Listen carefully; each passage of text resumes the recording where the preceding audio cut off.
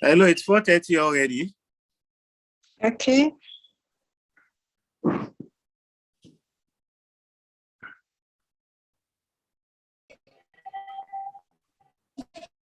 I have to log in with my laptop. Let me see. Okay, no problem.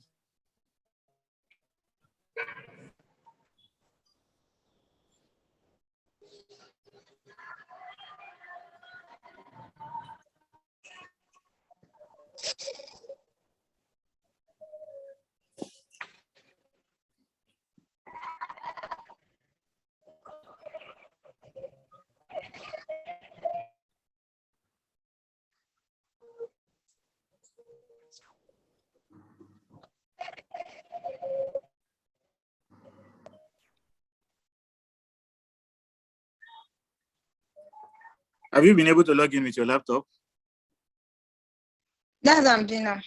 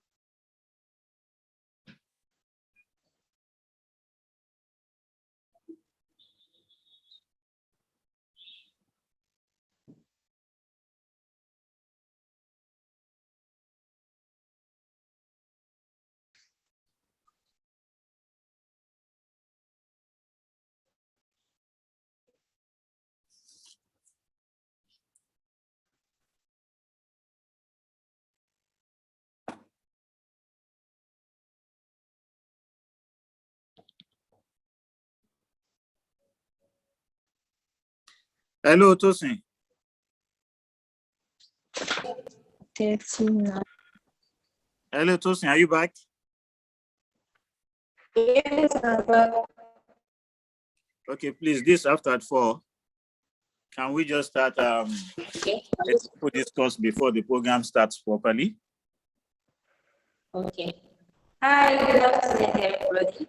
My name is Illicit, and I welcome you to the International Day Against Drug Abuse and Illicit Trafficking.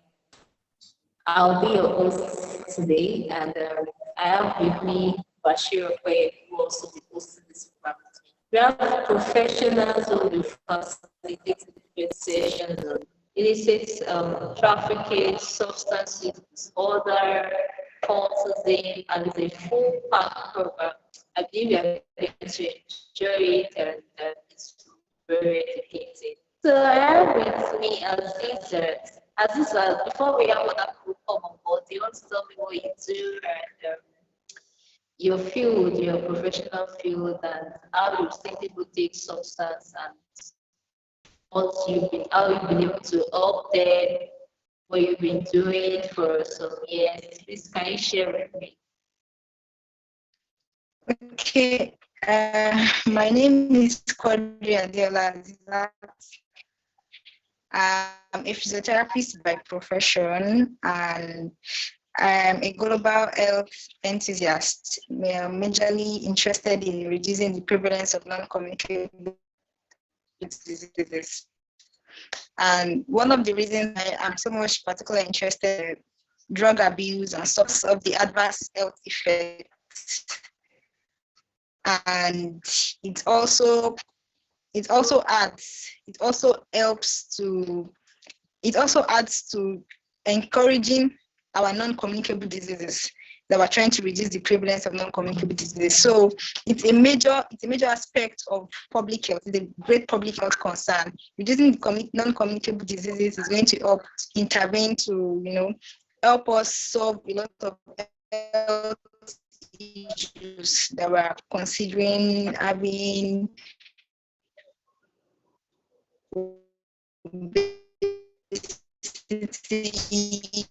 cardiopulmonary conditions and the likes. Yes, I've been a mentor to various. My video is on.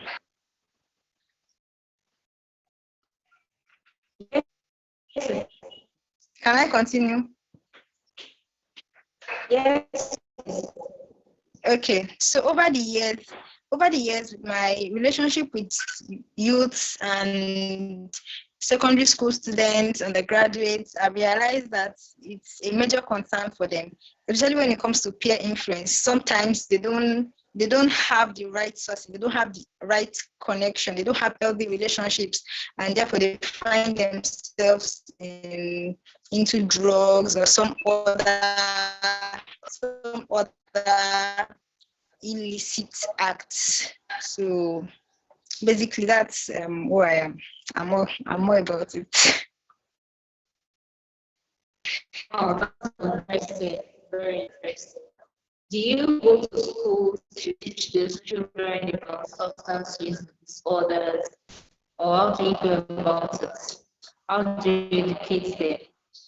Yeah, I personally, my friend, myself, and some of my colleagues, we are alumni. I'm an alumni of Government College Kurudu.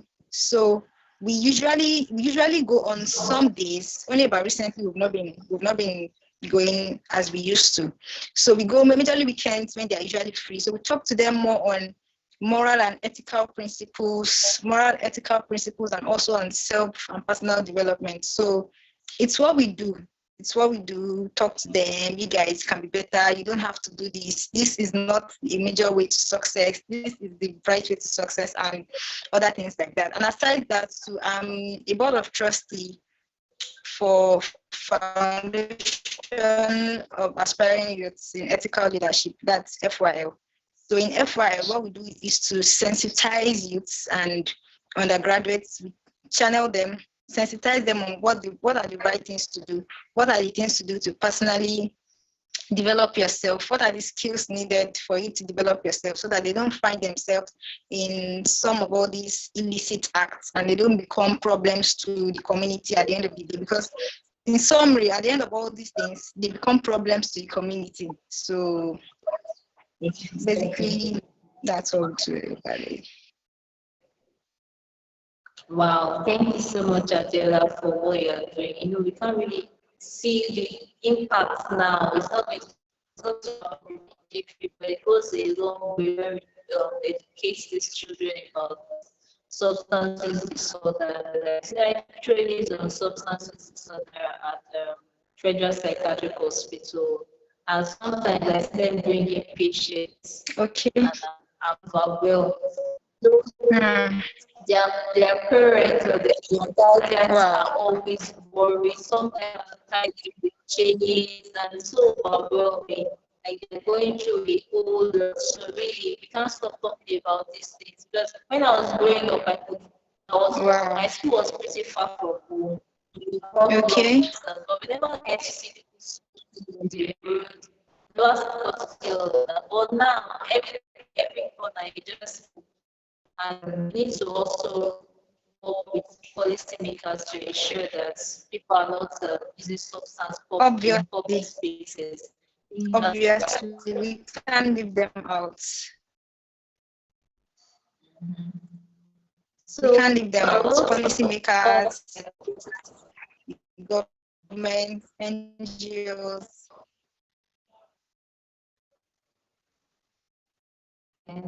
thank you so much, Angela. So, I want to talk about was masking, and we also have for leaders and Ibrahim Faleh. Welcome, Ibrahim, to this great time. We believe that you gain so much to impact your community. Okay, so as we are with some of our guest speakers, we will be taking the biography of our first speaker. Angela, can you go first while we are waiting for others?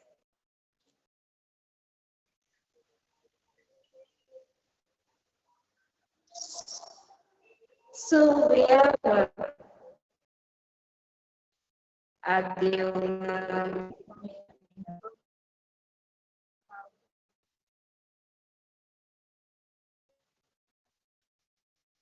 Okay, so your name was Aziza, so I was trying to balance it. So we have called you Aziza Adiola. She's a public health enthusiast with experience in facilitating health promotion and disease prevention by providing support for communities through various outreaches, the ultimate goal to reduce the prevalence of non-communicable diseases. Diola is a physiotherapist and a global development advocate with a passion to solve problems locally and globally. He is a graduate of the University of Lagos and served at several leadership positions and committees. She served as Deputy Chief Whip of the Lagos State Parliament representing Ikorodu constituency 2, where she participated actively in dialogue to solve problems and possibilities. This was selfless, relentless efforts. She has continually led programs advocating good health in the community and promoting personal development education for younger generations. Angela is currently having a master's program at the University of Lagos and works as a physiotherapist at the General Hospital Ikorodu. She's mostly interested in improving quality of and education of people around her by ensuring inclusive and equitable quality education and health for all, leaving no one behind. Welcome again, Angela. Wow, so this is a profile. Thank you for all you have your slide as we begin with the first presentation.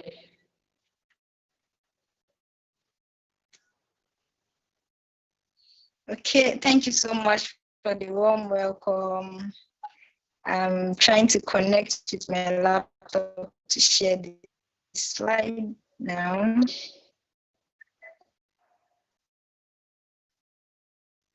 So I guess maybe I'll just continue.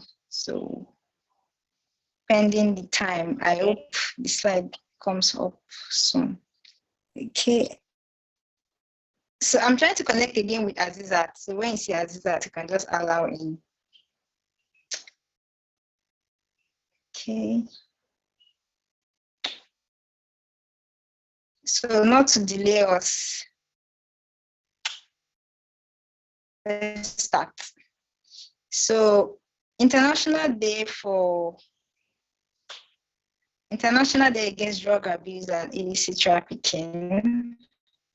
So outline, I'll give a basic introduction to what we know as drug abuse. It's also known as substance abuse, and it's an illness that is characterized by destructive patterned use of illegal or legal drugs, because sometimes legal drugs are also being abused. The condition affects a person's brain and behavior such that they are unable to control the use of drugs to the point that it interferes with their ability to function. So in the recent World Drug Report in 2019, the United Nations 1 million of the global population has used drugs in previous years, which is so true. And in Nigeria, the burden of drug abuse is on the rise. It's becoming a public health concern. In fact, it's already a public health concern. The prevalence of 20 to 40% and 20.9% of drug abuse was reported among students and youths respectively.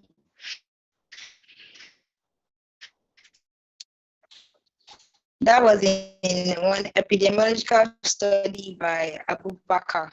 I'd like you to see this. I'm coming. Let me see if I can.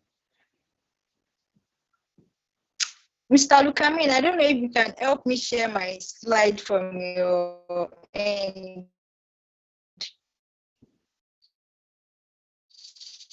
I don't know, kind of. Is it there? Okay.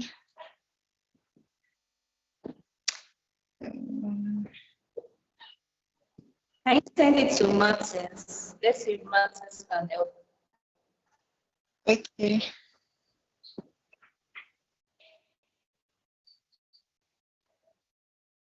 Yeah, I sent it to. Okay, so it's showing that you Is started it? sharing your Yeah, it's showing, but I don't know it's if it loading. will come up. It's loading. Okay. So I have this map of Nigeria here showing us the prevalence of drug abuse. This was a 2017 epidemiological study that was carried out with south and northeast zone as the most prevalent state. We have a prevalence of 13.6. Is it showing now? We have a prevalence of 13.6%. We have a prevalence percent of users.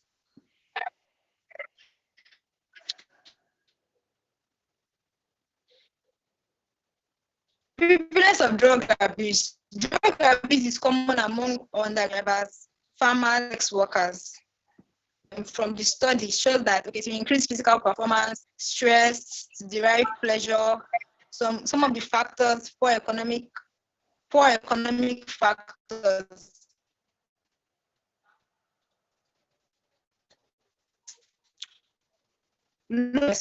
Some of the common factors involved. We have different categories of drug.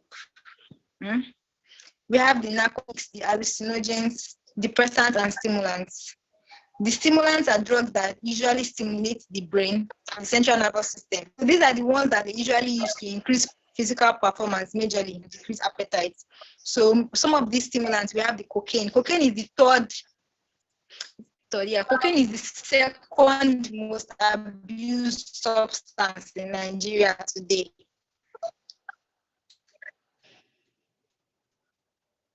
So we also have the depressive activity function, addictive desire. They are just very slow when we use depressants.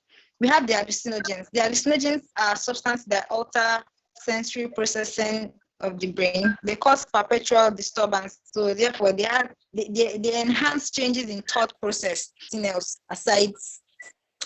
So we have the narcotics as well. The narcotics, this one, the medically, they refer to that the Greek word for, thank you, sir.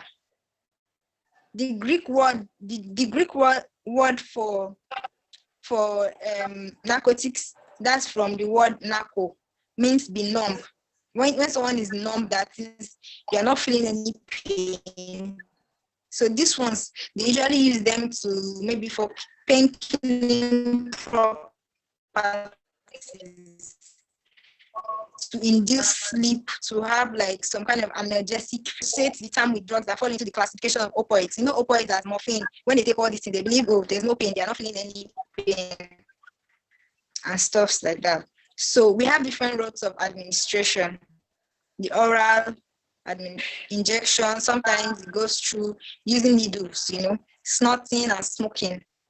Signs and symptoms. So each of these classifications, they have their different signs and symptoms, but generally the signs and symptoms on the slides are just common signs and symptoms that some of them can have.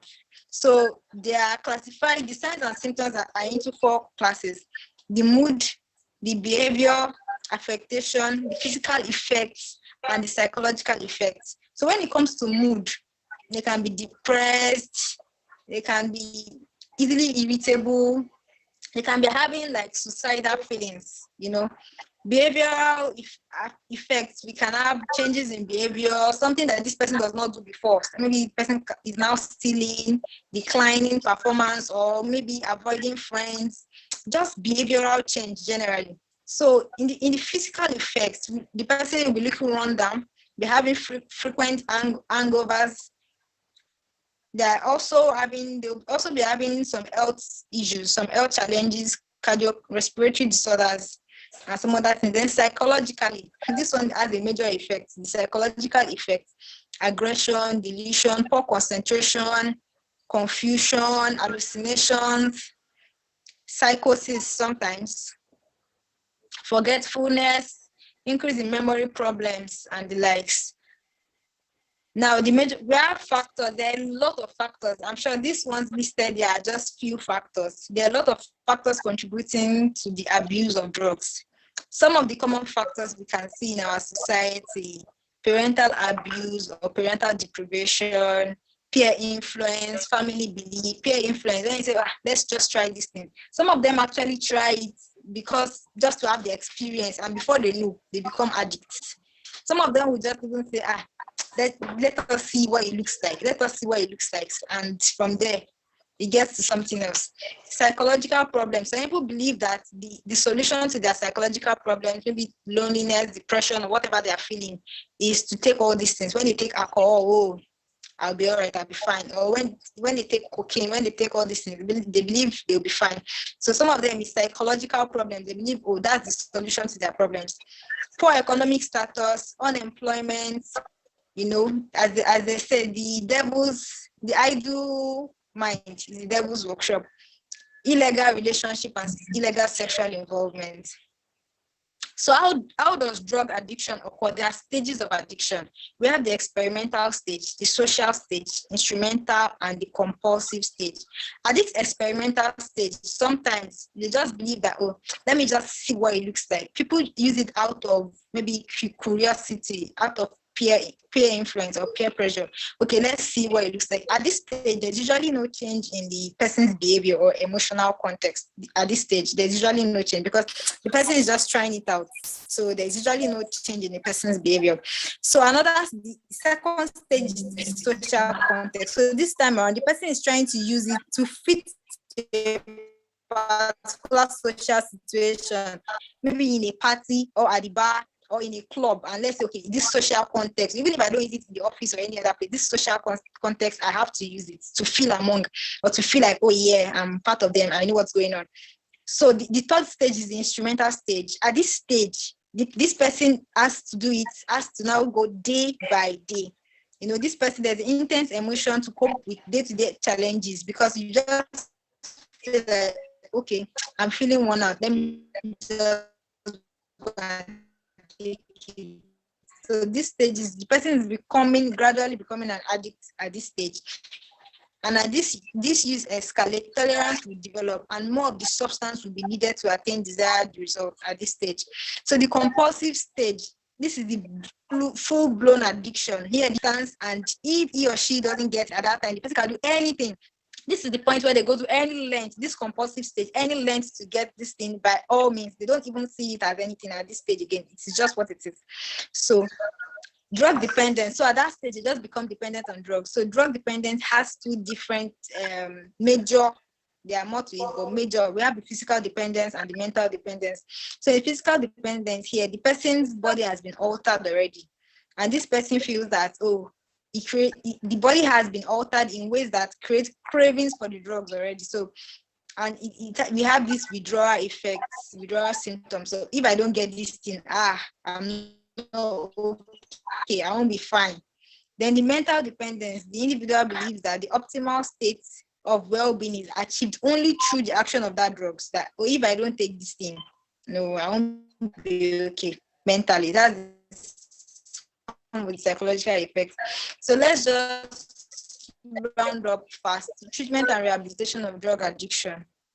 So this stage, we discuss more about this treatment and rehabilitation because it's a whole lot. So there are different types, there are different methods and different styles for different types of addicts. Hospital-based treatment, non-governmental based treatment, religious-based treatment, community-based treatment and rehabilitation, behavioral therapies, then change in addict environment. Sometimes the solution. So prevention and control. Reports from all the included studies demonstrate that intervention measures to prevent drug abuse in Nigeria should be all inclusive. That is the government, the society, religious bodies, non-governmental organizations, social, local community stakeholders, as well as individuals have a role to play. Preventive measures should target the youth and students, identified sources of drugs, reasons and risk factors associated with drugs abuse. So for prevention and control, we need to know the cause of drug taking behavior. What's the major reason why this undergraduate secondary school students are taking these drugs? What are the sources? Who are they patronizing? Who are their vendors? Where are they getting all these things from? Our law enforcement agencies, so what are they doing about it? Treatment programs, what is the community organizing skills? What's the community? What are the local community stakeholders, the chairman, community chairman, and all this? What are they doing about all these things? Persistence and cooperation of various individuals and agencies will help in prevention and control of drug abuse. So some two major aspects here says the education and treatment will help in reducing demand for drugs. Education and treatment here. When you say education, this one takes about creating public awareness. Education is not just educating the school students alone. Public awareness that would help, and also including our law enforcement agencies as well. So let's round up now. So I'll come to the end of my presentation, and here are the references we've got. I think with this, I've been able to give you a background of what drug abuse is, types of drugs, and a lot of information on drug abuse. So I'll stop here for now. So we'll have the other session. I hope I didn't take so much time. Thank you so much, Aziza. Thank you so much. That was powerful. Thank you for telling us the mode of taking drugs. Thank you for telling us about how to get treatment. Thank you for the slides. They were all a comparison that really learn more and read as we're talking. So we have Dr. Ekundayo. Welcome, Dr. Ekundayo. Thank you for joining us on the session. That you'll be our next speaker. But before we go on, I just wanted to put some of the facts I got online on substance use. So we have drug is a global problem, as Aziza mentioned. Over 247 million people use illicit substance at least once. This report was done by UNODC in 2014. So we have 24 million people suffer from drug disorder. That's a whole lot. Then, in America, I was trying to see if we have this problem in Nigeria too. But I got more reports from America. So we have drug abuse and addiction cost American society more than 740 million.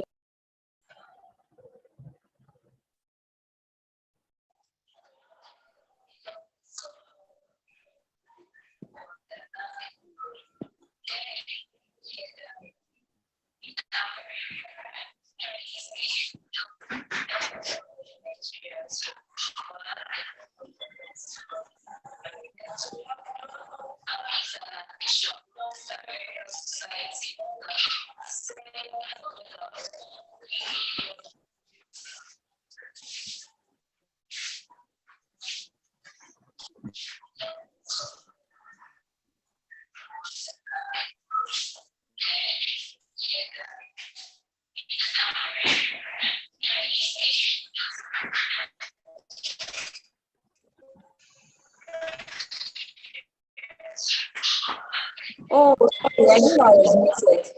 Sorry. Okay, so thank you very much, Angela, for coming over. We appreciate your effort together. Thank you so much. I learned so much from this means of taking the substance to how to get treatment and the whole. Like, thank you so much for putting it up together.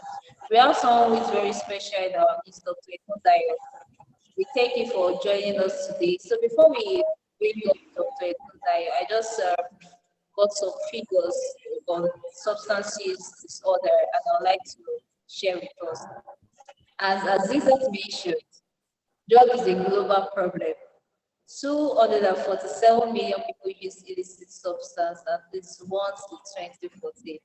24 million people suffer from drug use. There is another survey that noted that drug abuse and addiction cost American society more than $740 billion annually in loss to workplace productivity, healthcare expenses, and crime-related costs. That's the whole loss. At least 19.7 million American adults battled a substance use disorder in 2014.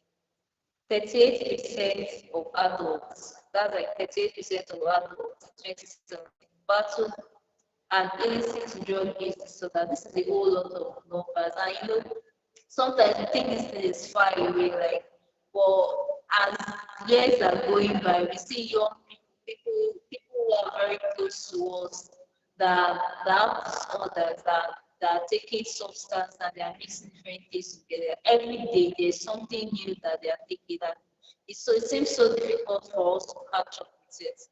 So we'll be going into our next session and we'll have Dr. Kundayo. I believe you'll be telling us more about substance use, autism, and the like. So, Martin, please can you introduce our next speaker? Thank you. Okay. Good evening, everybody.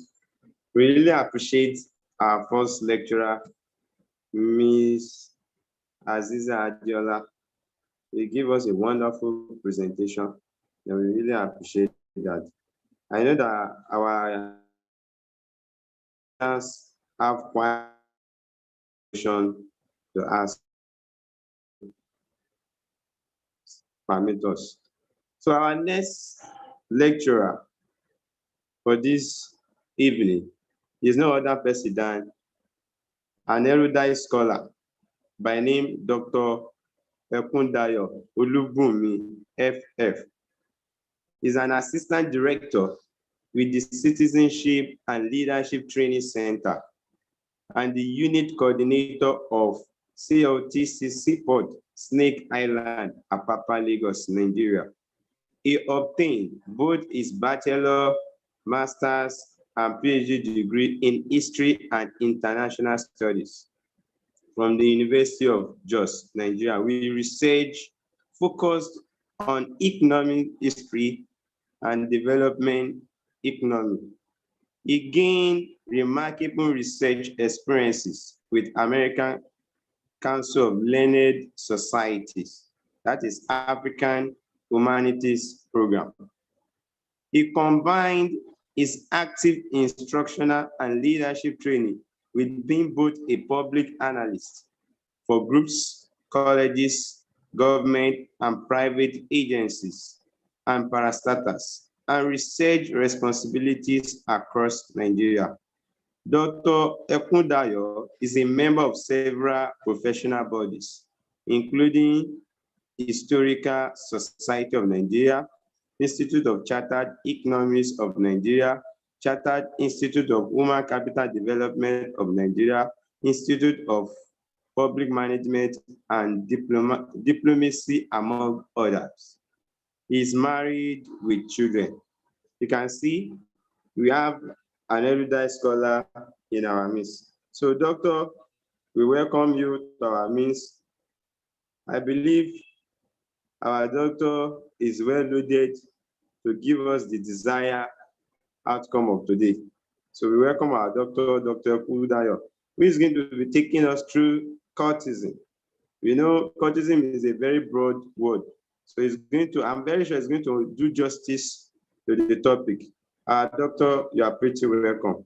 So I'll give the invisible mic to our doctor, our father, our erudite scholar, our learned father, to do justice to the topic. Thank you very much, sir.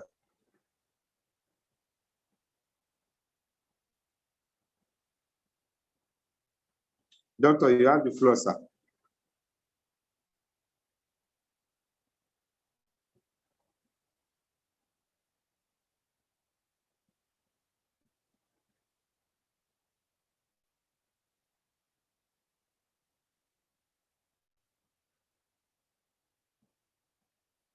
Hello, doctor. Can you hear me, sir? Okay, good afternoon, sir. Hello. Hello, we can hear you, sir. Hello. Hello, sir. We can hear you. Sorry, good afternoon. Good afternoon, everybody. Sir. Good afternoon, sir. You're welcome, sir. Thank you very much. I'm very grateful.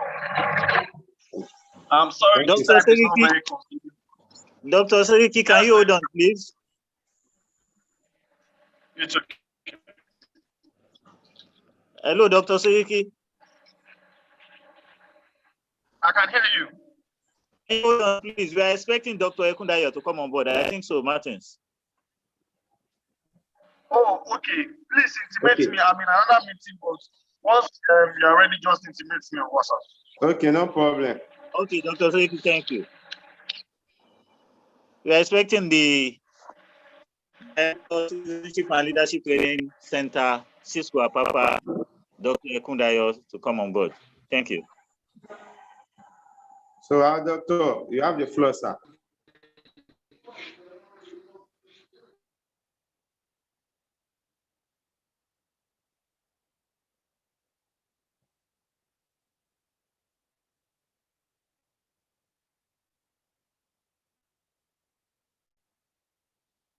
Is doctor with us? He's with us. I can see him online, even as at the time Dr. Seriki was speaking, but I think he's having some audio issues. Okay. I can see the video on right now. Yeah. It was still on live as at the time Dr. Seriki interjected.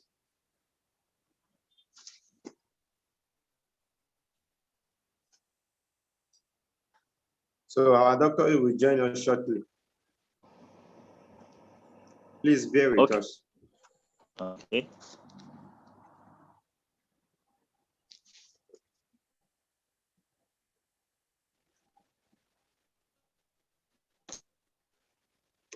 So while we await Dr. Ekundayo, I think he's back on seat. I wouldn't know if Alhaji Mahmoud Mohammed from the Ministry of Police Affairs will just give us a short goodwill message. I think the doctor is around now. Yes, I realize he's just connecting another earpiece to his device. Yeah.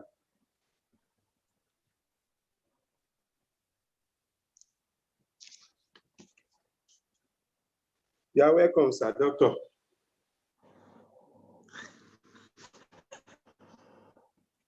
You can unmute yourself, sir.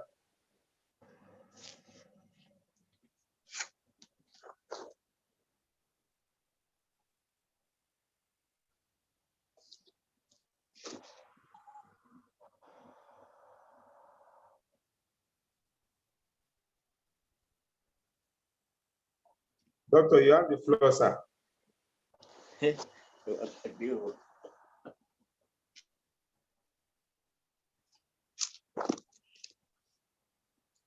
can speak to the audio to confirm, sir.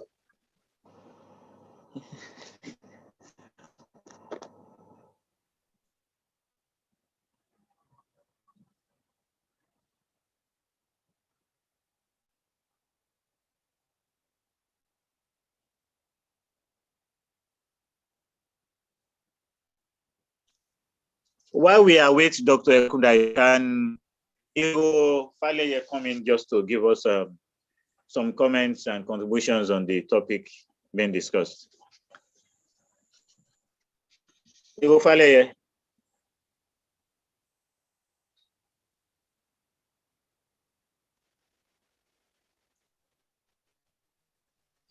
So I think we should Dr. confirm if Good afternoon, guys. I can hear you. Can you hear me? We can hear you. Good afternoon, sir. We can hear you. You're welcome on board, sir. Thank you. Let me just briefly introduce Igo Faleye. Igo Faleye is a serial volunteer, volunteers on a lot of courses. Precisely, is a paramedic and medical person presently studying medicine in the Lagos State University Teaching Hospital. He is one of the greatest blood donors we have in recent times among young people, who have donated over 40 times voluntarily. So let us welcome Iro Faleye on board. Welcome, Iro. Thank you very much.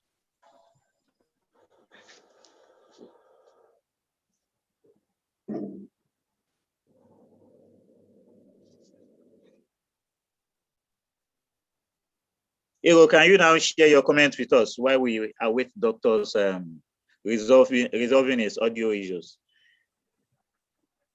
Okay. Actually, I didn't get the proper memo earlier, so I don't actually know what I'm talking about. Today is the International Day Against Drug Abuse and Illicit Trafficking. Okay, I am aware. So I'm to give a remark on drug abuse and illicit trafficking. Yeah. Okay. Quick one. Okay, let me focus on the secondary school aspect of drug abuse.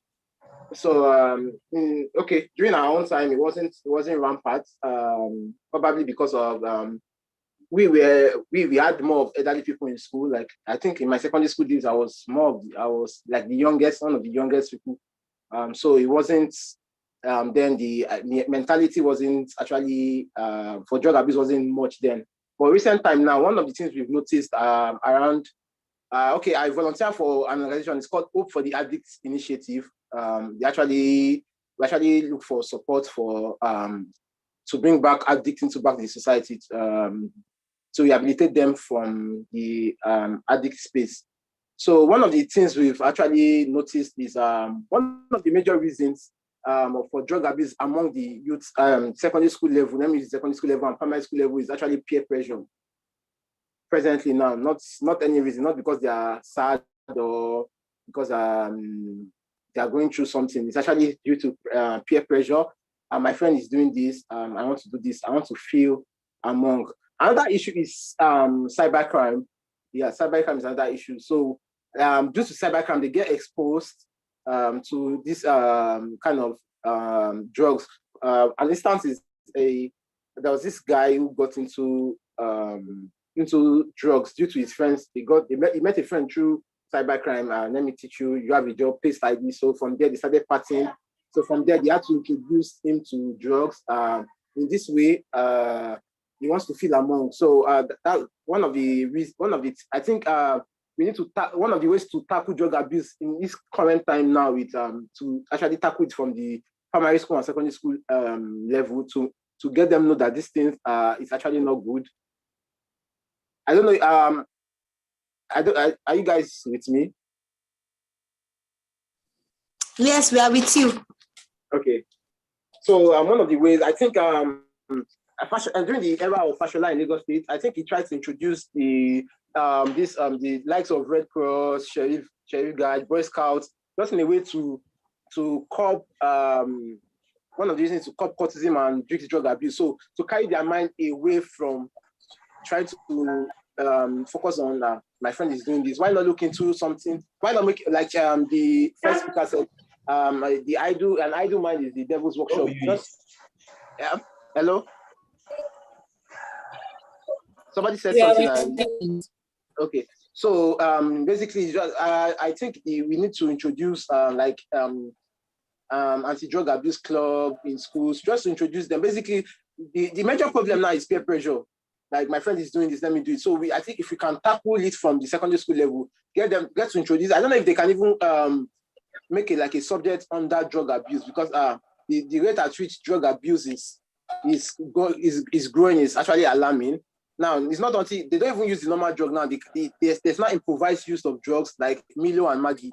I don't know if people have heard of that before. Are you with me? No. Yes, sir. We are with you, sir.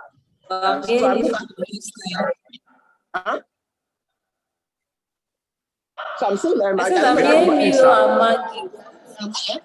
know if anybody know of the Milo and Maggie combination. Like there's a combination where they blend, they grind Maggie and Milo together, and this there's some ingredients inside Maggie that actually makes them high. So they grind it with Milo, and you just see some youth taking Milo. That it's not actually Milo that is inside. They call it Milo Kush. I don't know if anyone is aware of it. So most of these guys take Milo to school. So when a teacher sees Milo with a student, this guy is taking Milo. Milo is a normal beverage that anybody can take Milo. But meanwhile, they've actually blended their own ingredients to it. So there are a whole lot of this. Even another thing that is rampant is sniffing of soccerways and gutters. So this one is actually increasing too. Like you just see a guy sniffing sockaway. So these are improvised. These are actually these drugs are not the normal drugs. These are improvised drug abuse that they actually created for themselves. Probably when they can't afford to get these drugs in place, so they improvise. Another thing is what is this one? This Molly and the rest. Even chewing gum now, they abuse chewing gum. They grind Molly, Refnol, and this blue. What's this blue pill? Even gum, they inhale gum. So they're not even waiting for the real until you get cocaine, morphine, and the rest. Now they are looking at improvised. One of the things raining especially in Korodu and Agege area, which is like the red flag area in Lagos State. So these are, when you get there, you don't find most of these hard drugs. The drugs you find there are improvised drugs, Milo Kush, rubber. Okay, good. I'm in your direction. Can we have can you hold on a while? Let's have Doctor while you come back to continue on this. No problem. On improvised drugs, yes. Thank you, Brian.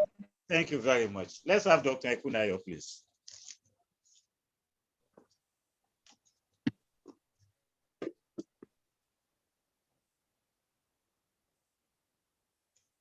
Doctor, can we have you on board?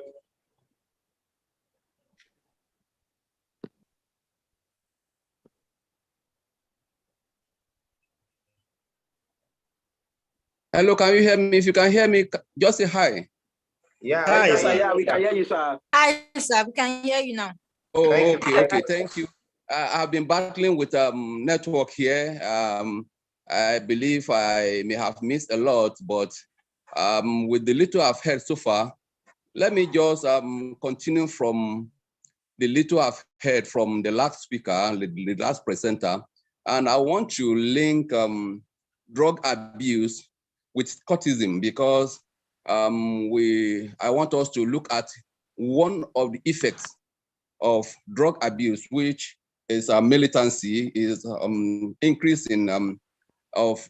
of drugs in the body system and within the community, leads to anxiety, anger, which stand as the root cause of substance abuse, leading to militancy, kidnapping, violence, mayhem, and ultimately cult group, or what we call cultism. And quickly, what is cultism? It's a common word that is used on daily basis.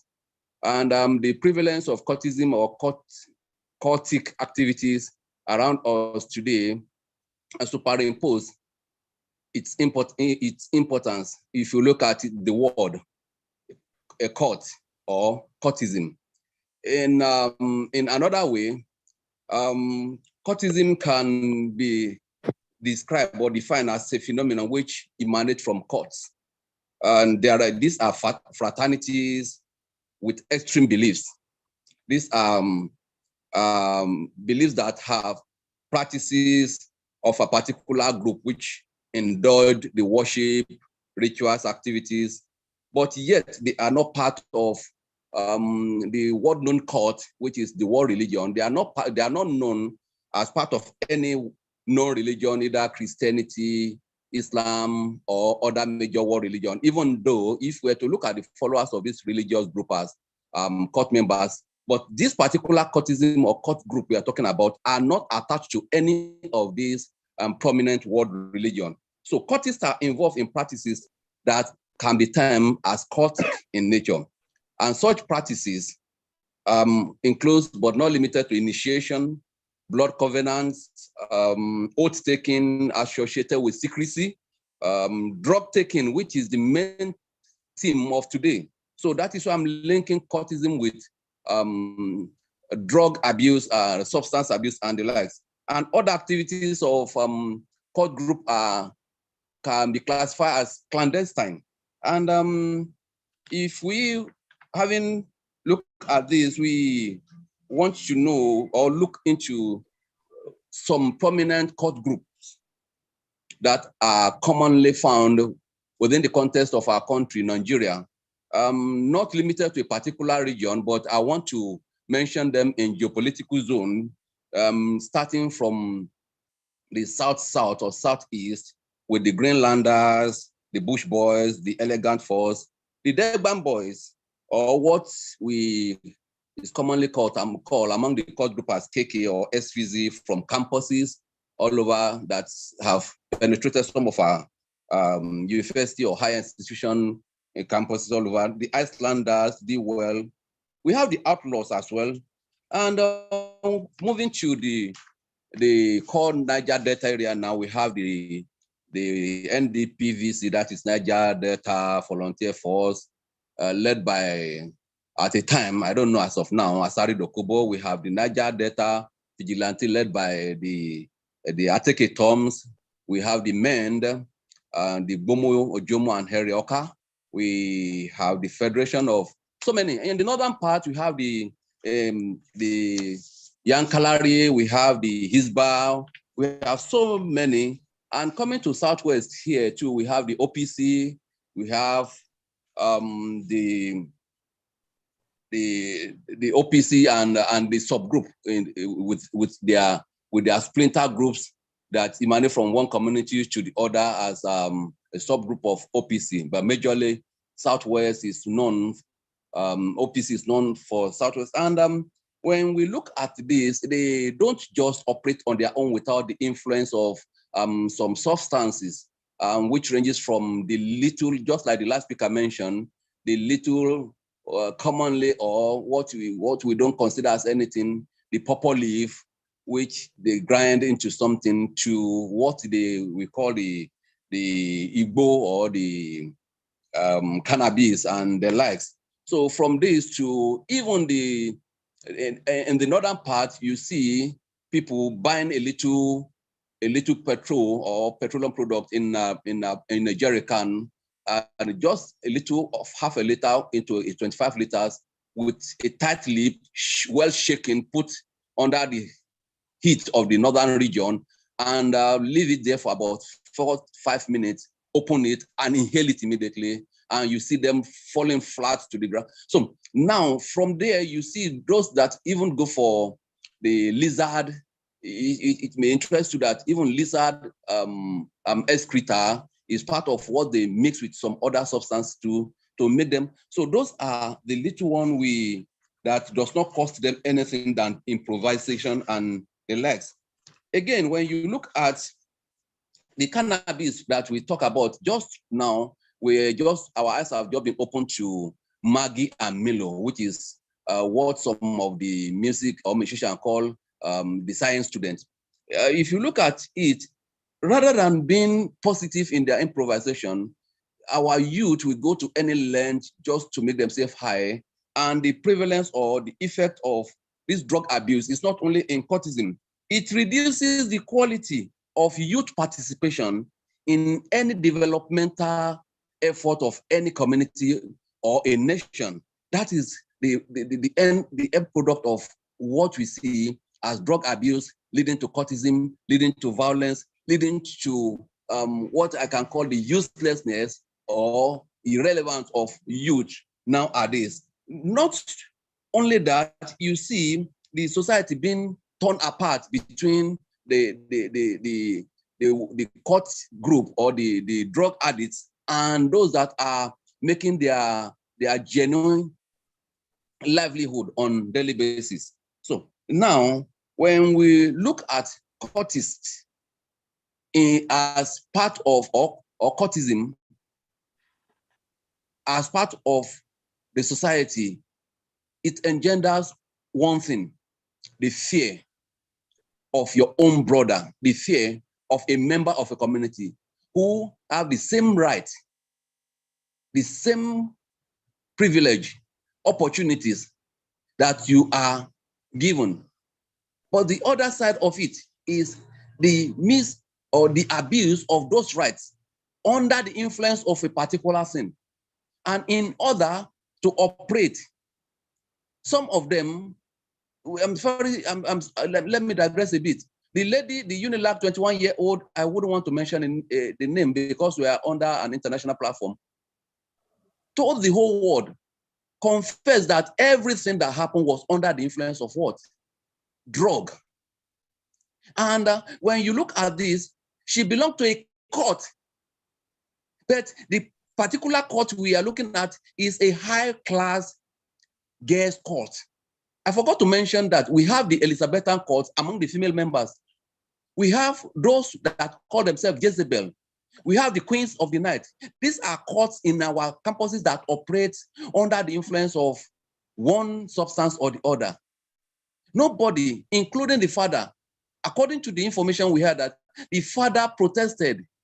In fact, practically or physically denied the arrest of the seemingly innocent daughter of his, not knowing who we. So the whole ball game is still coming back to the society and the community, or the elders, the parents. Let me put it that way. Some of us are so busy that we don't even know what comes into our house, what goes out of, how our children behave outside. And the moment we put that church face, we believe that he's one of the organists, he's a pianist, he's a praise and worship leader in the church. But something else outside, because we are so busy. Though I'm not laying the total blame because of the economic hardship, parents have to make sure that they put food on the table and pay school fees and tidy up some few things. But it will not be too much if you befriend your teenage son or daughter, rather than playing the role of what I will call a legalist. Thou shalt not, thou shalt not. This is the house, this is the rule. Contemporarily, the youth of nowadays are wiser. They mix in a globalized world. The room they are in, they are not alone there. Rather than knocking on their door, barging into them and ask, what are you doing? Rather call them with love, call them with sense of humor. Hey, guy, what's happening there? Befriend them. The moment you don't capture them between 0 age to 12, the moment they enter that 7 years of teen, from 12 to 19, you are no longer in control. You may be in charge, but you are not in control because they wouldn't want to be controlled. So they are always under the influence of something that is controlling them. If you don't control them, society will control them. And that is where some of us, one of the presenters mentioned it, peer pressure. Peer pressure leads them to the illicit drug they take and ultimately to cultist activity. And before you know it, what we have today, thank God for this opportunity to speak to ourselves, to remind of ourselves our responsibility as parents, as elder brothers, as role models. There is no society, there is no family that does not have one or two. You may not know it now, but with this opportunity given to us, let us come down from our high horse, no matter who they are, even if they are an entity as being regarded by us. Let us call on one of them, ask what they are into, ask what their vision is, what is their future plans for themselves, and when you get closer to them, you may see the trace of some of these things we are talking about. Either he's into something he's hiding. Try as much as possible to endear him to yourself, call him, advise him, bring him closer. The moment you do that, you will disengage him from that court group. And the moment he misses 1 or 2 meetings and the likes, and he's not informed about what is, eventually you may win him to your side and break him off rather than visiting him in prison or the least is police station. So when we look at it, what are the causes of this thing? The first one I have here is emotional instability. The moment a child is not emotionally stable in a society, in a family, he will seek succor elsewhere. Number 2, when you abuse such child, battering, maltreatment. Some of us among the Yorubas, we always say negative things to our subordinates, our children. Omoshi, Olorire. I wouldn't. So those names you call them affect them psychologically. They feel unwanted and they go to where they feel okay. The third one is when they get into this, before they go into cultism, you see them using drug excessively.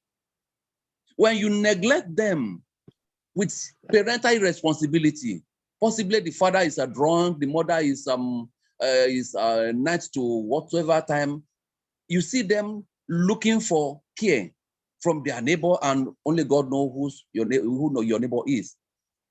The next point that may lead to a child to illicit use of drug and cultism is uncertainty, anxiety, and fear of unknown. Beginning from what to eat to what will become of me tomorrow. The moment they don't make their primary, their secondary school, they feel rejected. That is not the end of it. You need to bring them closer and let them know that that is not the end of life. Even those of us that are talking to you that are PhD holder today, you let them know that you sat for your WAEC twice. Let them know that it is not everybody that will make it at a single strike. So the moment that fear of unknown is established in them, they will go for anything just to be sure of now. It is the surety or the reality of now that makes some of them to go into drug. That euphoria, we remove that unknown, that fear, that anxiety from them temporarily, not knowing that they are endangering their life, their future. Anger and depression. These two goes hand in hand. The moment you see a child or a guy that is always at the other side, quick to defend himself, quick to substantiate every effort, please calm him or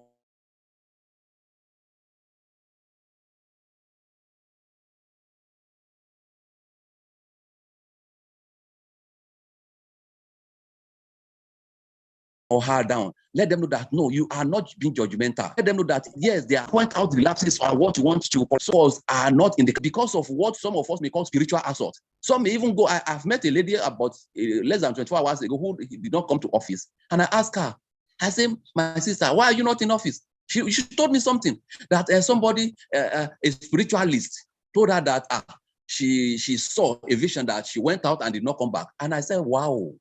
And she did not tell you how to pray about it, to the point of not coming to your office for 1 week.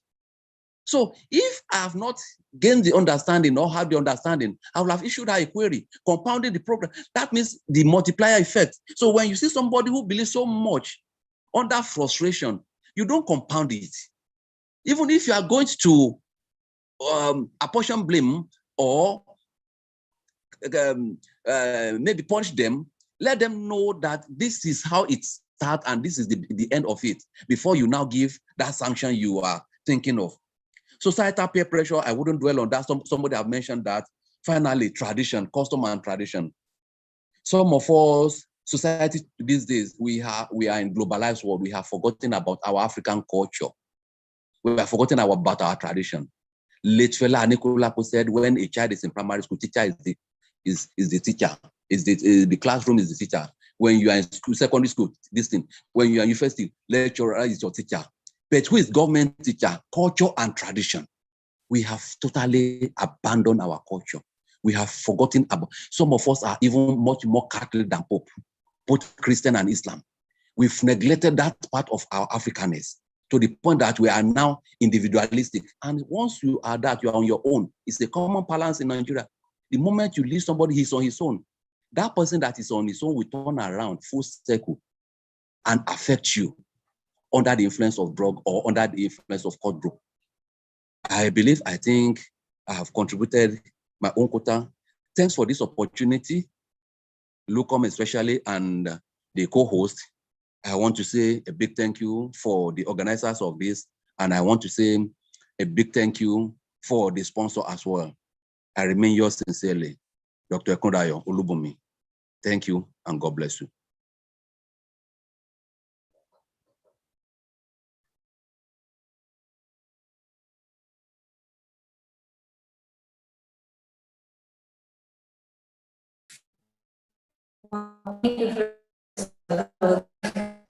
Thank you for was involved down in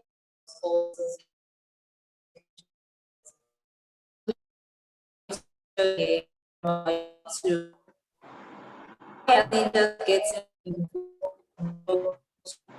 Doctor, we are with you, sir.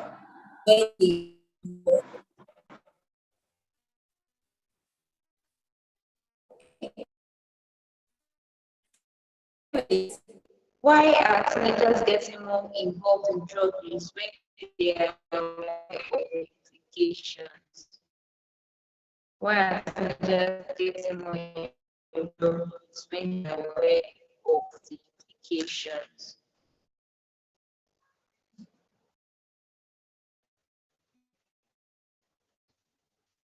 Sir, can you please help us with the question? Can you hear me?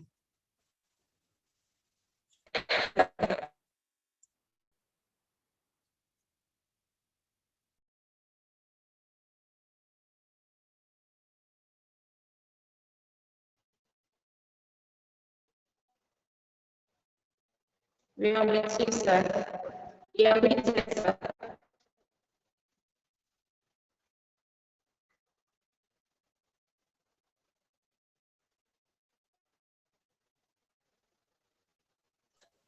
Yes, so I'll take the question again. Why are teenagers getting more involved in drug use when they are aware of the implications?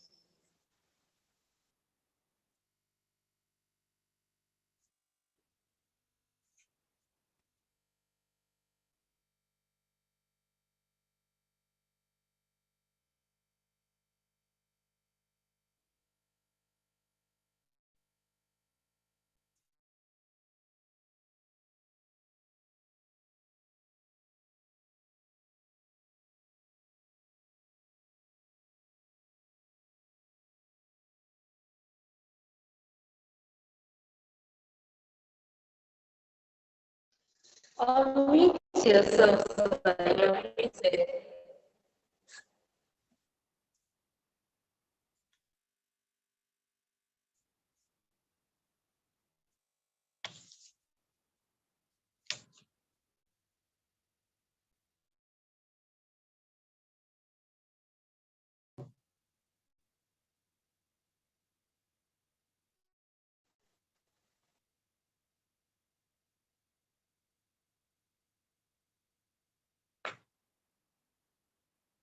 Wow.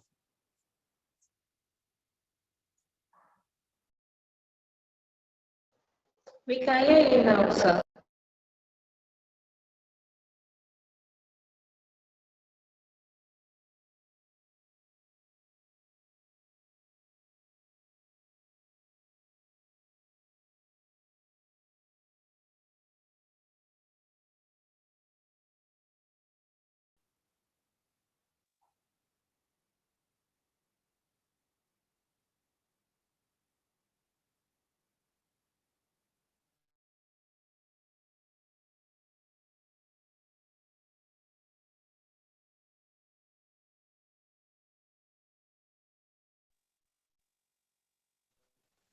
Hello, doctor. Can you try to talk whether we can get your audio now, sir? Hello, can you hear me now? We can hear you, sir. Yes, we can hear you, sir. Can you hear me now? Yes, we can Yes, hear we you can hear now. you, sir. We can- Yes, Okay. Okay, it's like you ask a question. yes, sir. The question Okay, is, can it be loud? Can you be louder, please? Can you speak up okay, a bit? sir. Why are teenagers getting more involved in drug use when they are aware of the implications? Why are teenagers what? No, the question Why she's trying are to teenagers ask getting is more that why are teenagers involved in cultism despite knowing the implications? Do you get my question, sir? Okay, thank you. All right, sir. Yes, they are involved because that is the let me use the word, that is the end thing. it is a trend globally. It's just like the trend that is ongoing in music industry in Nigeria. It is what is happening in sports all over the world. Before now, in the 90s, you can hardly hear Nigerian music on our radio station or anywhere. But the trend so far now is that the youth have taken over rebranding music, Nigerian music, exporting it to the point that it is generating a huge revenue. And you see now a young undergraduate is making wave right from his undergraduate days in the university days. Before you know it, before he starts his birthday, he's a star. He's not only a star, he will recruit a group of followers who eventually turn to his idols or turn him to idols. What is the meaning of idols? A group of people who sees an individual, an object of emulation. And the moment you emulate, you become an idol, and your follower become your cult group. And whatsoever you do will become a mentor-mentee relationship. See, once this is established, you become their focal point. So whatever they see you do, they will do it. Even where you have not been to, people will assume, your followers who is a little bit far away from you, we assume that you belong to a particular group. The way you behave, a quick example, the Malians. So we look at cult group based on those that perpetrate evil. No, that is not the only definition of cultism. Cult groups with so much power over them to the point that even a secondary school will join that group. And when you see a Malians today, you know that yes, they don't hide it any longer. Know the consequences that Malians are ostracized, Malians are looked down upon. They are the first target when it comes to raiding by the Nigerian armed forces or the police. But yet, they believe so much in the achievement of their leader that they themselves visualize it, have a vision that one day they are going to hit it in popular parlance. They'll say, you don't hold transformer, I don't blow. They want to blow like Malians. The first group of musical cultist group have been what we call fans in those days, but they are no longer called fans today. Fans clubs have been relegated to the background to the point that it has been hijacked. Now, when you look at the last or the first of them all, Dagreen, if Dagreen is still alive or has been alive today, you will see him having a large followers, even in death. So teenagers look at these upcoming artists, look at their age bracket, look at the range, look at when they all started, and follow them irrespective of the consequences that may come after. So they are looking at the seemingly popularity, the stardom, the affluence, and the followership they too will incur, rather than the penalty. That is one of these things. And like I said earlier on, it is not only in our country, it is a global thing.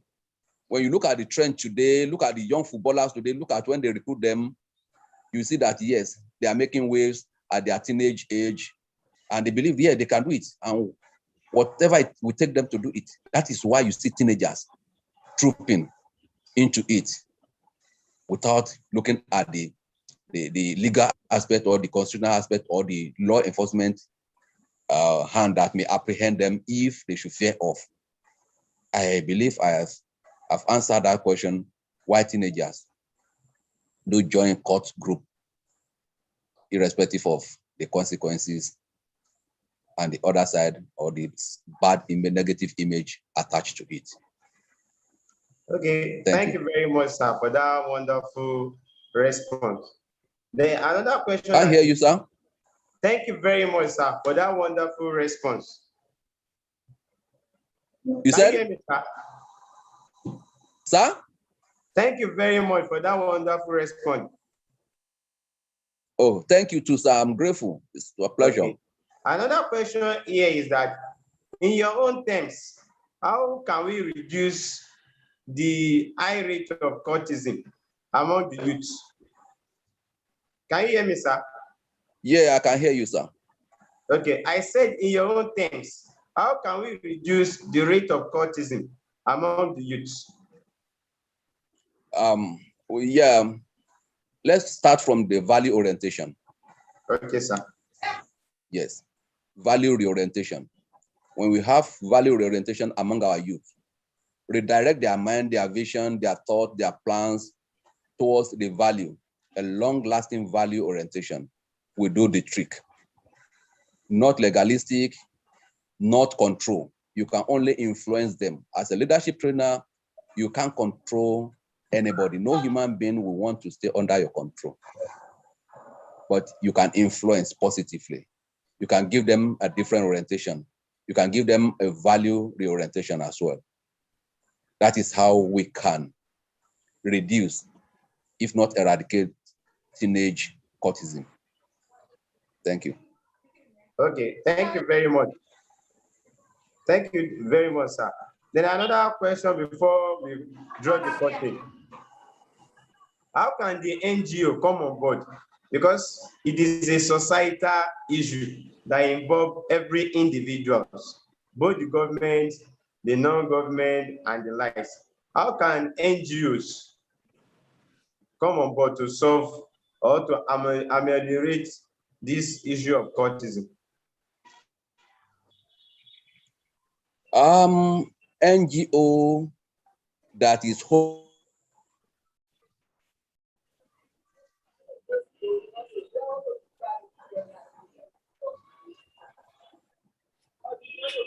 homegrown, that managed from the society will be welcome. That will take A from you and give you B. Most NGOs that are foreign-based, we give you, we sponsor you because of paucity of funds from the homegrown. Foreign NGOs, we give you sponsors, finance under their own terms and conditions. And eventually you are only eradicating one problem only for you to get into another. The moment they see a foreign NGO with dollar, yeah, people are quick to respond in taking the dollar. But are we getting the job done? But if it's an NGO that is homegrown, there is a saying that charity begins at home. Let's start from a homegrown. Lucum, I've known Lucum for some time now, and you can see a little touch of a homegrown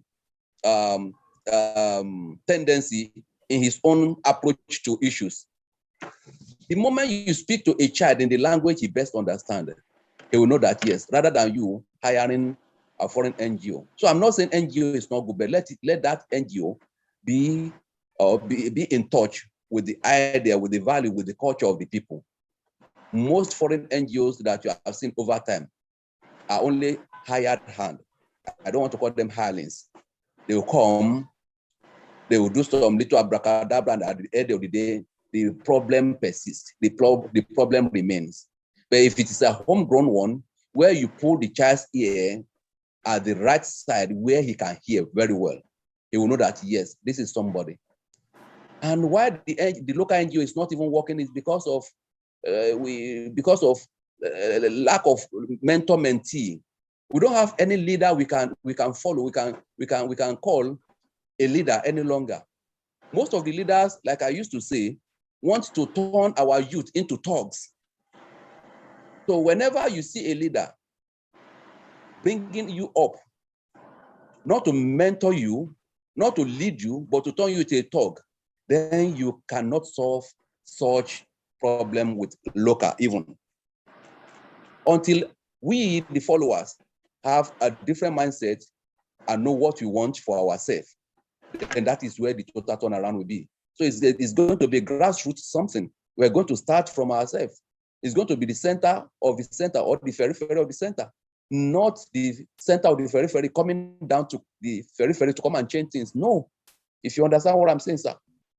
So NGO have a role to play.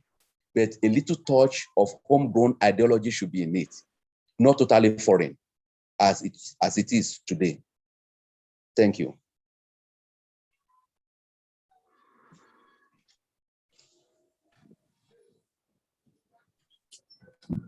Hello, sir. Hello, sir. Thank you very much, sir. Hello, Thank sir. you Can too. hear I'm me? grateful. So thank you very much, sir. We really appreciate the wonderful lecture you have given us today. So you've made us to know the causes of cultism, which ranges from emotional stability, maltreatment, drug abuse, parental irresponsibilities, uncertainty and fear of unknown, anger and depression, spiritual assault, societal pressure, and the likes. We really appreciate you. Thank you very much. Thank you for your time. May God continue to bless you in Ampu and in Gargantua. If you permit me to use that word. Thank you very much, sir. I'm grateful too. Thank you too for having me. I believe when we call on you, you have time to give us from your weight of your experiences. Anytime, any day, sir. Thank you very much, sir. We really appreciate it. Thank you. Thank God. I appreciate you too. Thank you very much, sir. Thank you. So, Okoyemi, before you go ahead, please let me try to see if I can still share a video over here.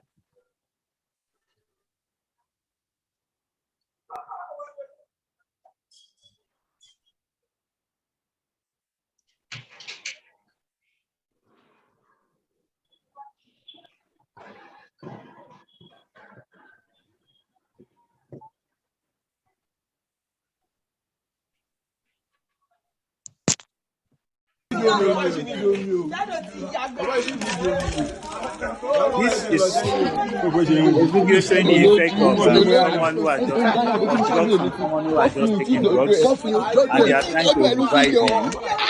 I don't know if you can see the video.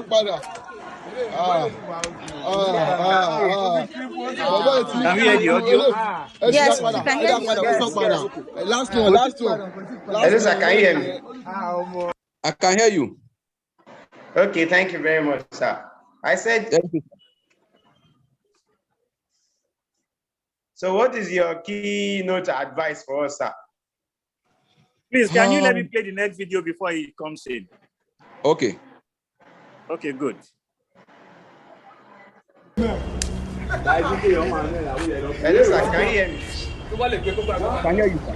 Okay, I said, what are your keynote advice for us, sir? Jesus Christ.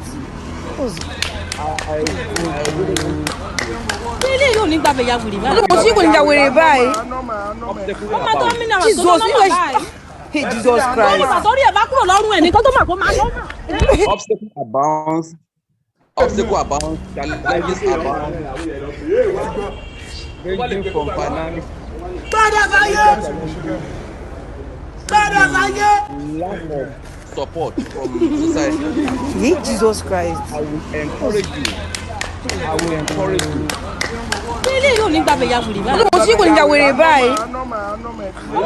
Jesus Christ.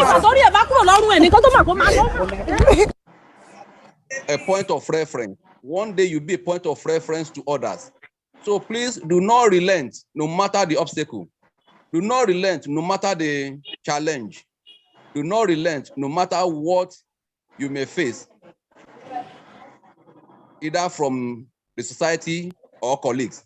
This is an agenda that we do a lot, if not the whole society, a lot of people good. Please, in any little way I can to contribute my own meaningful way, in a meaningful way, let me know. Get in touch with the people you know that are in support of this agenda and pursue it. That is my candid advice and advice candid opinion and advice for you, sir.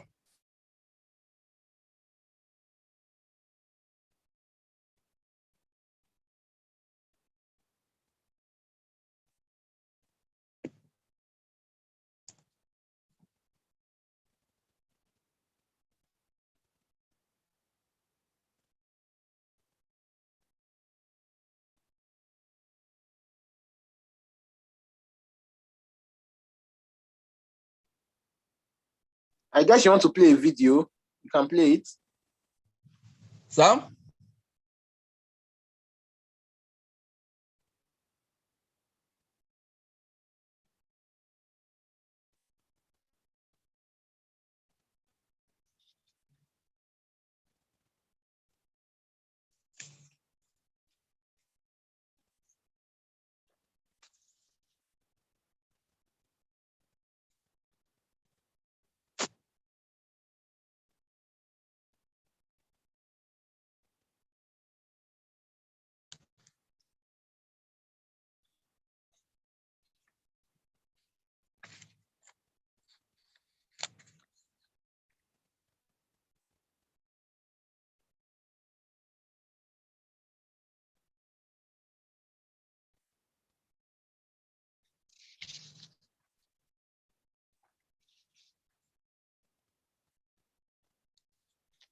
I guess Lukami wants to play a video. I don't know why we are mute.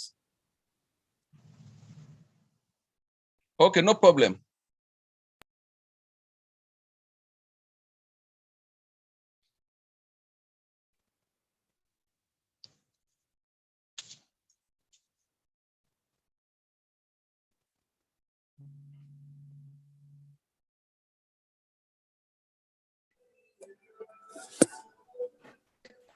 Thank you We can very go much, ahead. sir. I've ended the videos. Those are the videos I wanted to play. Okay, thank you. Thank you so much, Dr. Ifundayo. Before we bring up our next speaker,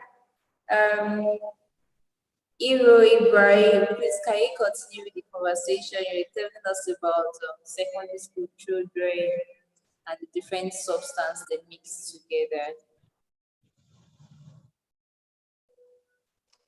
Okay, thank you. Yeah.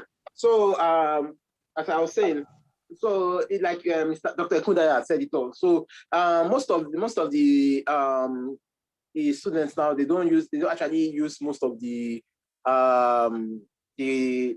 drugs that we all know, like the cocaine, marijuana, and the rest. So they actually use improvised, we call it improvised drugs, Milo Kush, sniffing of gum. The gum they used to, that Evostic gum they used to seal to gum shoes, petrol, sniffing of Sockaway. Okay, let me share a story. I was opportune to be with the BBC. I work for the BBC News, so I was on the Sweet Codeine campaign. We did a documentary about the Sweet Codeine. So I was part of the team for the documentary. So actually, Kebbi State in Nigeria presently has the highest rate of drug abuse. Even it is not a big deal there. You see a cleric's wife taking drugs. It's even rampant with the politician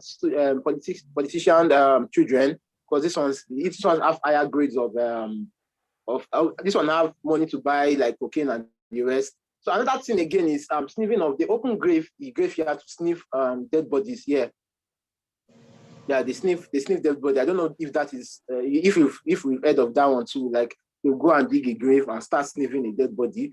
So this way, this actually knocks them out. I've actually witnessed one. This guy was for almost 12 hours. He was not himself.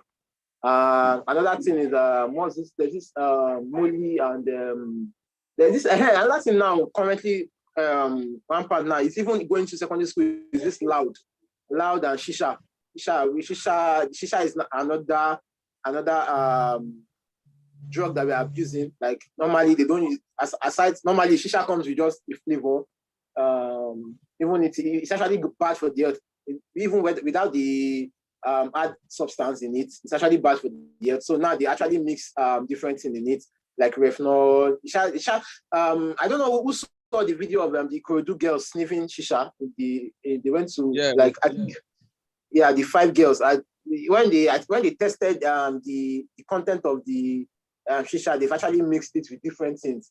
So from there now, that's how drug addiction actually increases. So those girls have tasted it one time. I'm very sure like they will actually want to continue tasting it. If they don't rehabilitate them immediately, because there's this addiction, this sweetness that comes from it. I will want to use it. I've tried it. This thing was sweet. It made me feel good. Even if it was temporarily feeling good, I want to try it. So from there, he's going to tell, hey, let me tell my friend, I did this thing, you should try it too. So, and that is how, in that way, like, they've built a fraternity. Don't let me say cult. They built a fraternity of, my friend, I did this. If you don't do this, you're not a big girl. You're not a big girl. You're not in my lane. You can't talk to me. You can't be in our group. So that in that way, they've tried to be the fraternity, and from there, they take it to it leaves the school, they take it to the community. From the community, it spreads to other schools. So in this way, it's actually increasing the rate of drug abuse. And another way which we can see that we can actually control, like Dr. Tunaya said, we can't control a human being with that. No, but I don't want anybody to control me. But we can actually confide in them. Somebody wants to say something? Okay, thank you so much. Thank you so much, Ibrahim. Please, can we have Abubakar Mohammed give his remarks?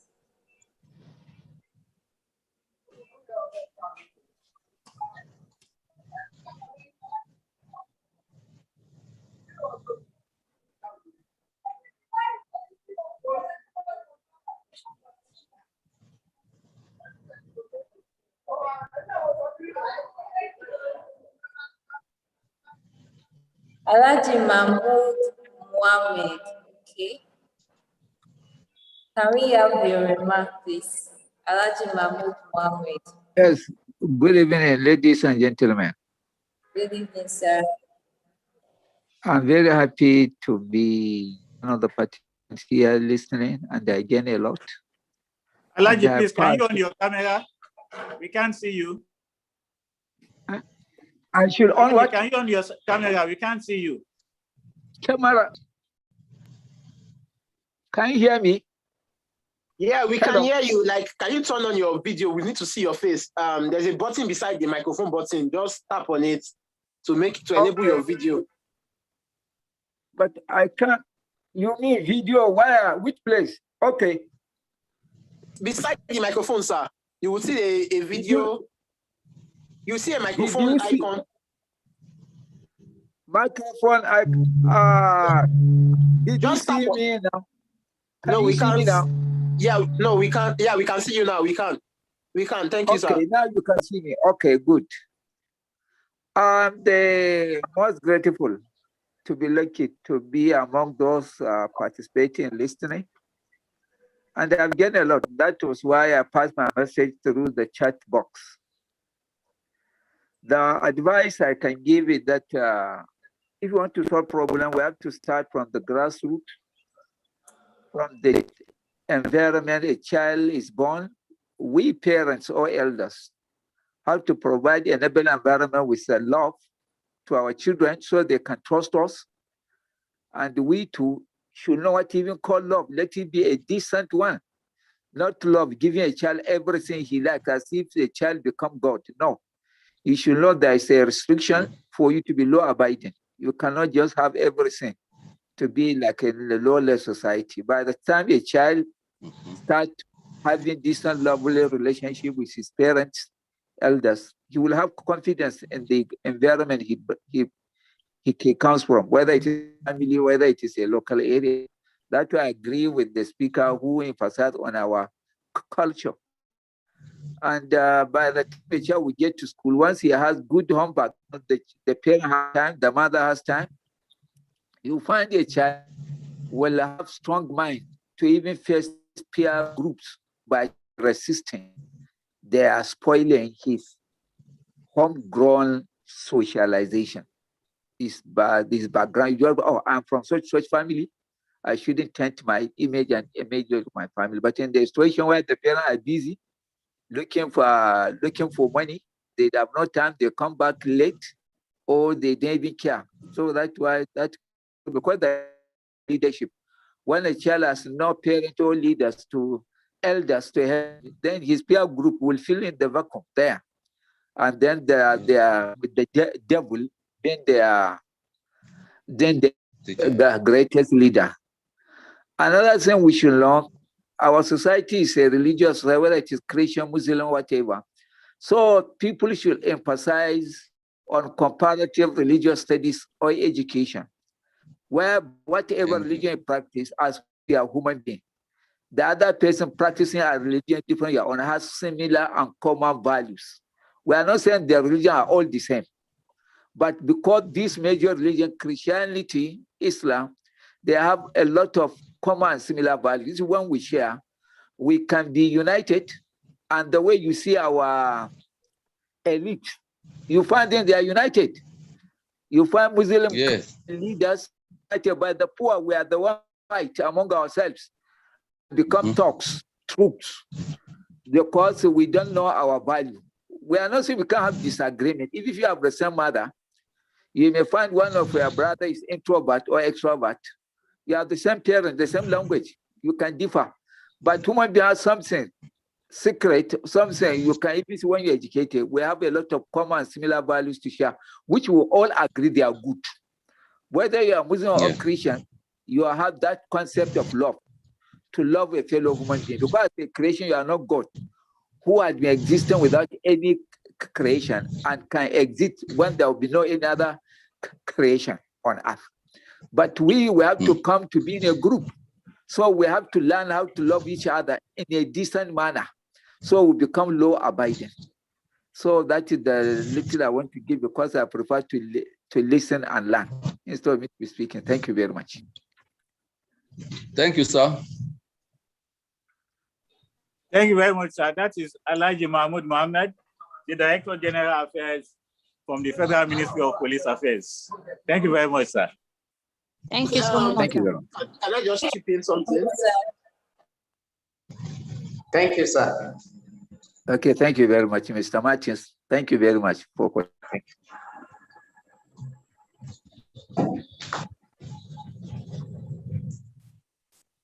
can I chip in something, please? Okay, you can. Okay, and just to contribute to what Alhaji said now.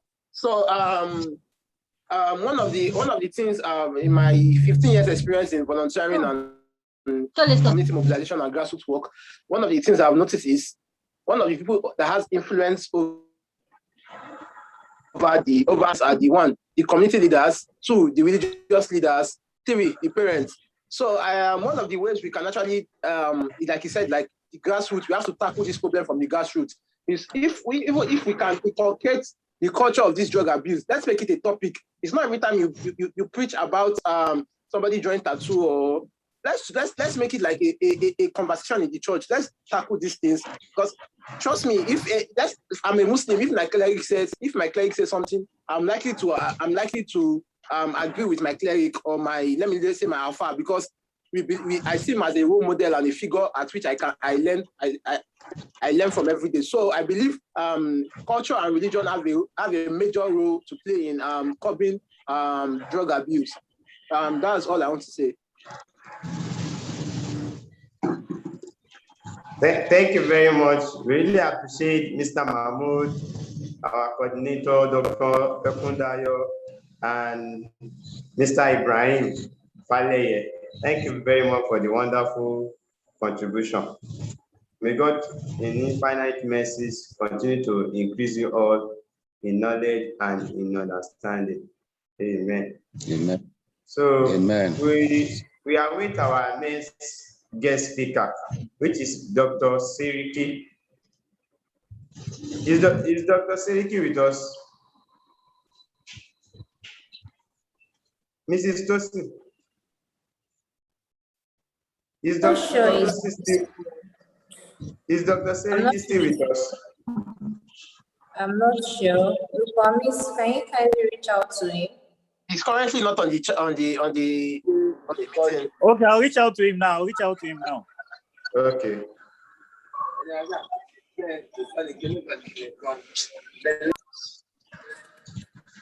While waiting for him,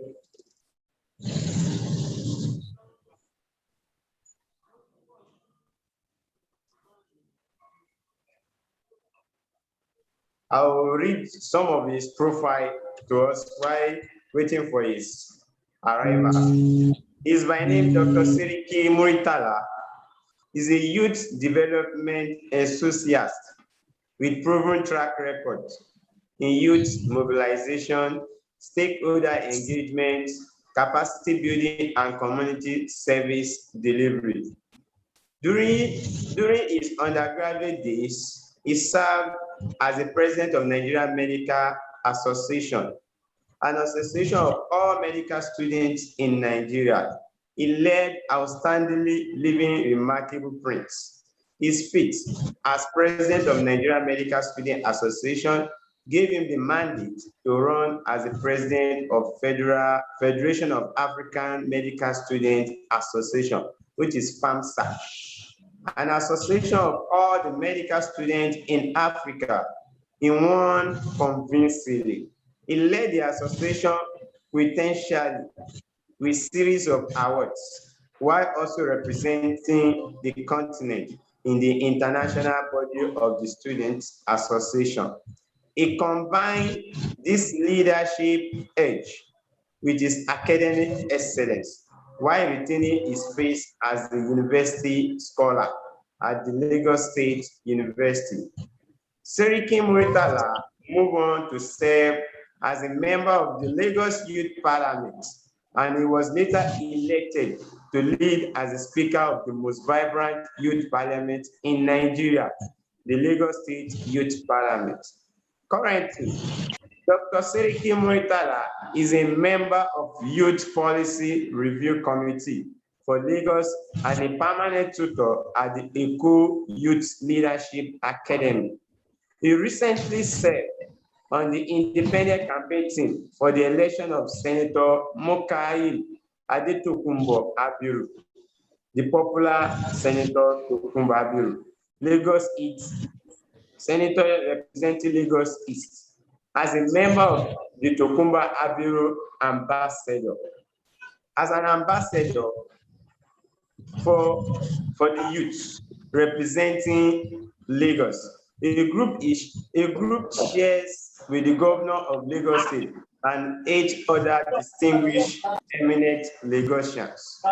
A medical practitioner by training, is a member of the Nigeria Youth Parliament, Lagos East Senatorial District, and serves as the chairman House Committee on Inter-Parliamentary Affairs. A vibrant, popular, energetic, and innovative youth, is an indigene of Lagos State.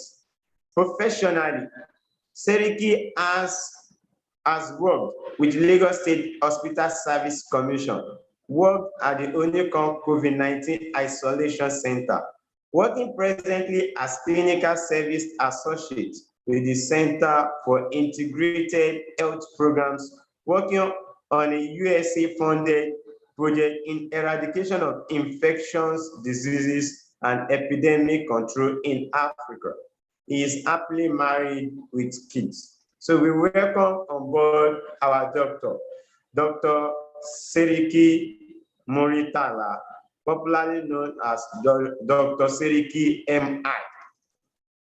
Is Dr. Seriki in the midst?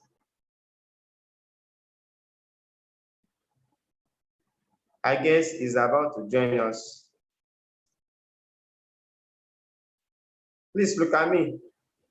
Get across to him. I got him. I've gotten across to him. He's coming on very soon. Okay. We are very sorry for the delay. He's going to join us soonest. He has been with us from the beginning, but he took an excuse that he need to attend to something, which I guess is currently on with. But I believe he is going to join us shortly.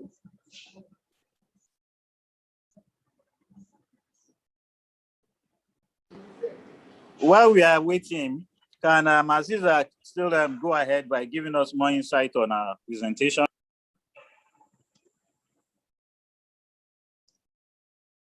I don't think Miss Aziza is still with us.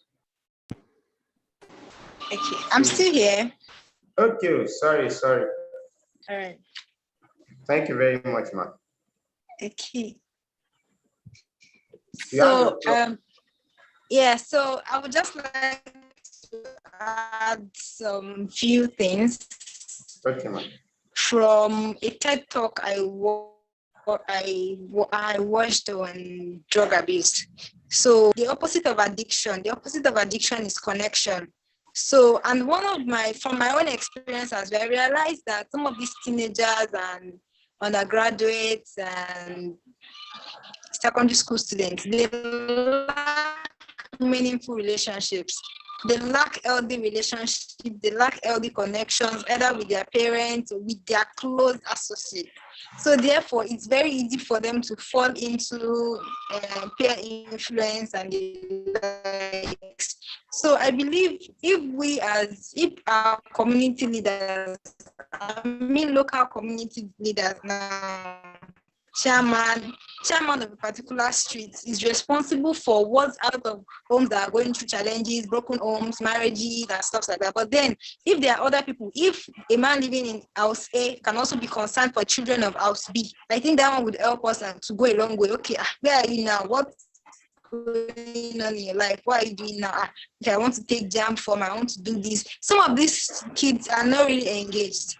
And if they are not engaged, they'll just fall into whatever they see their mates doing or whatever they. So we need to expose and sensitize these kids right from whether that's primary school, secondary school. We need to expose them, sensitize them. A chairman of a street can say, okay, every last Saturday of the let's have these talks with our younger ones. Let's discuss with them. Let's know what their challenges are. Let's know what they need. So if we are giving them close marking, close monitoring, and also the religious bodies are also doing their part, the home is doing its own part, the community is doing its own part, I believe with this, we'll have better, safer, and healthier communities when it comes to drug abuse and the surrounding illicit traffickings around it. So that's my humble suggestion.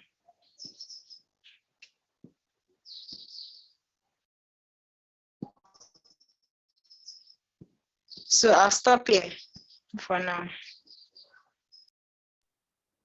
Thank you very much for that wonderful contribution. Really appreciate you. And I believe each and every one of us have learned one thing or the other from what you'll be able to dish out to us. Thank you, ma'am. Really appreciate it.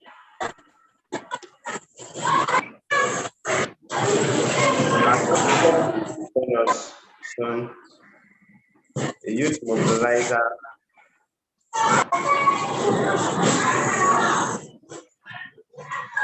While awaiting his presence online, I would like to. Can you hear me? Yeah, we can hear you. I would like to buttress what Mr. Ekundayo said, especially on parental irresponsibility, custom and tradition. In actual fact, we've lost our customs as Nigerians and also as an African. And this has really, really, really affected us, especially with the youths that we are coming. And come to think of it, that this I want to target pandemic, the drug abuse pandemic. Permit me to use it that way.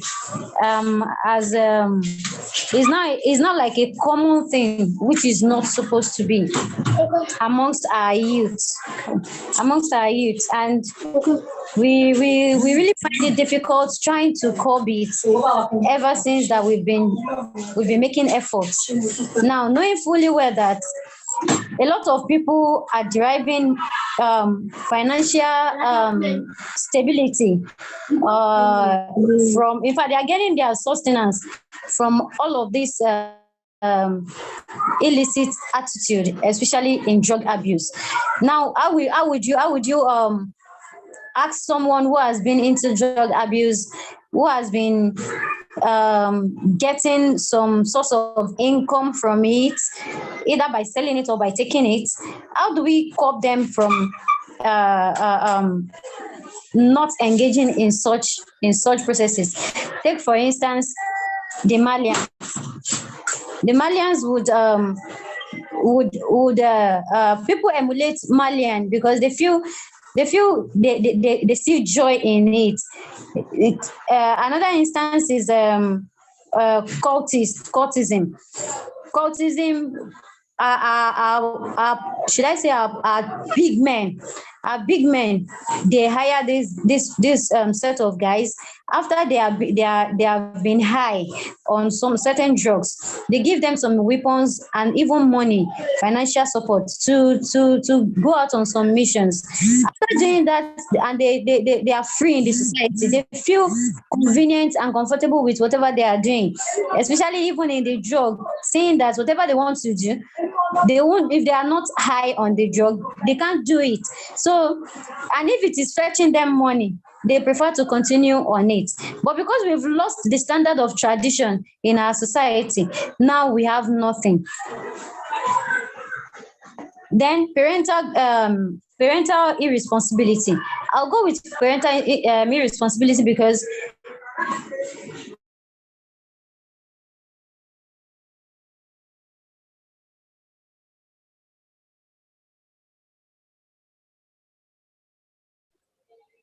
Okay, I think we lost her.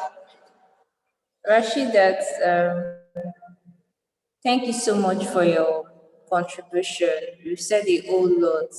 We may be few on this page, but I know that our impact, our positive impact will go a long way. Learning on this platform and educating young people around us will go a long way. We'll have to bring this program to a close. We have to bring it to a close. I'm sorry we'll be unable to take our last speaker because we actually noted on the flyer that it's going to be by 6:30 p.m. So I would like to ask Mr. Kwamis to take the closing remark. Let me start by appreciating everyone for participating. More appreciation or much appreciation goes to our audience on YouTube. They've really been the reason for this program being on. And we really appreciate their participation, their comments, their questions. I also use this opportunity to appreciate, starting with Alhaji Mahmoud Mohammed of the Federal Ministry of Police Affairs, Dr. Aikundayo of the Center for Citizenship and Leadership Training Center, CISCU Apapa, Dr. Aziza, Igo Faleye, and every other person that have contributed in one way or the other to this program. I'm also using this opportunity to say today is day 2. Day 3 is coming up tomorrow, which shall be a special church service led by the chairman of CAN in Lagos State, His Eminence Bishop Stephen Adegbite, who will be leading us in tomorrow's sermon.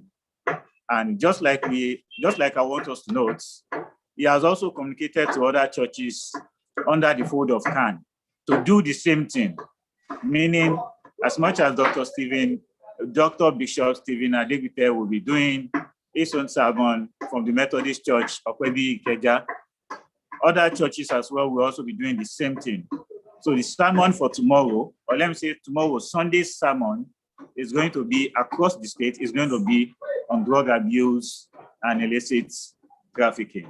So let me appreciate him. Let me appreciate the Chief Imam of Lagos, who also did the same thing yesterday by taking a lead and also giving a directive to all clergymen under him to take the same lead.